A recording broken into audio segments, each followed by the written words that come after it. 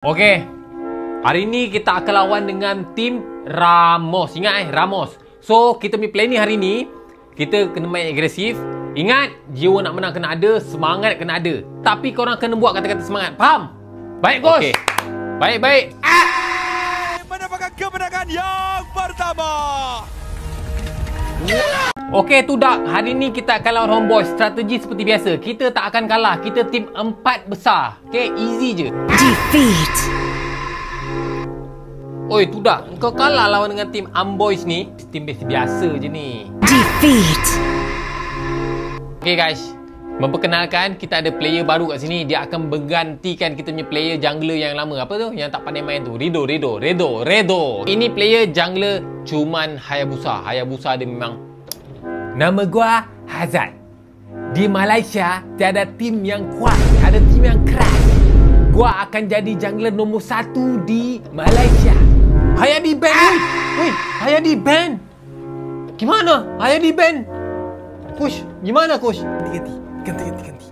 Macam mana kekalahan anda menentang tim Saji? Ya ringkas aja sih. Hayabusa gua di ban. Kalau lepas itu, kelar itu Saji semua. Di tim Malaysia tak ada tim yang kuat. Okey Asian Black. Hari ni kita akan lawan dengan tim Day. Okey? So seperti biasa kita akan ikut strategi kita. Kalah. Tapi coach, kita asyik nak kalah je coach. Bila kita nak menang? Ya aku faham. Relax. Aku tahu. Sekarang ni semua orang nak menang tau. So siapa nak kalah? Kita lah ambil kalah tu. Biar kita menang dalam kalah. Faham? Baiklah coach. Kau main Kimi jungle. Kau goal lane Layla. Roam Saber. Mid lane Idora.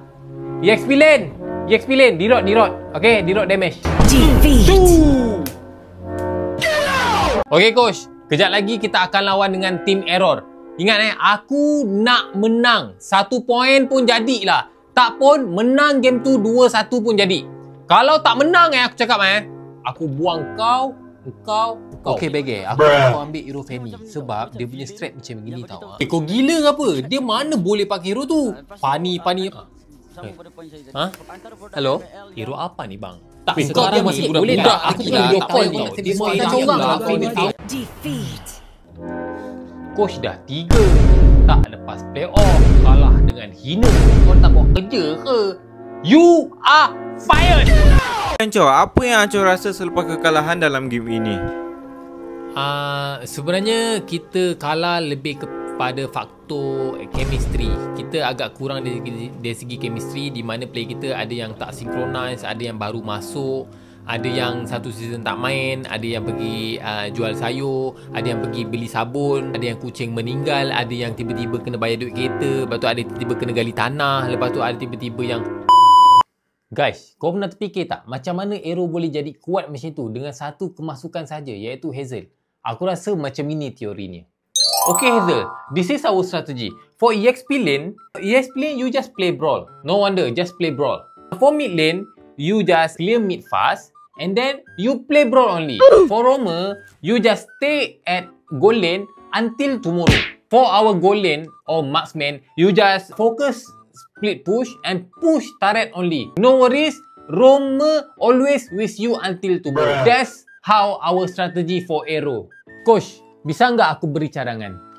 What do you want? Lu minggir aja coach, sini gua terangin gimana strateginya RRQ.